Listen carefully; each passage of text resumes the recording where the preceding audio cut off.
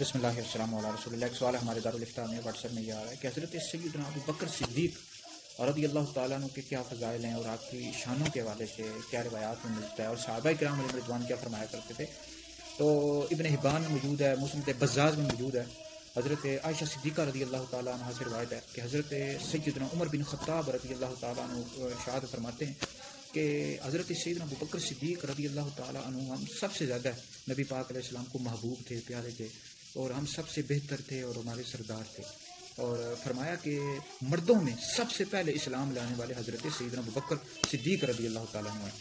اور اسی طرح طبرانی میں اور دیگر کتابوں میں موجود ہے. حضرت سیدنا عبداللہ ابن عمر رضی اللہ تعالیٰ عنہ سے روایت فرماتے اول من اسلم ابو بکر، فرمایا مردوں میں سب سے پہلے جو بندہ اسلام لے کر آیا وہ حضرت سیدنا ابو بکر صدیق رضی اللہ تعالیٰ. اس طرح دیگر صحابہ سے بھی کئی روایات آئی ہیں، اور یہ آپ کی شان بھی ہے کہ حضور علیہ السلام آپ سے سب سے زیادہ پیار کیا کرتے تھے. تو آپ دنیا میں بھی پہلے خلیفہ بنے ہیں، حضور علیہ السلام کے یار غار بھی ہیں، یار مزار بھی ہیں، آپ کی بے شمار شانیں ہیں. مردوں میں سب سے پہلے اسلام لانے والے حضرت سیدنا ابو بکر صدیق رضی اللہ تعالیٰ عنہ.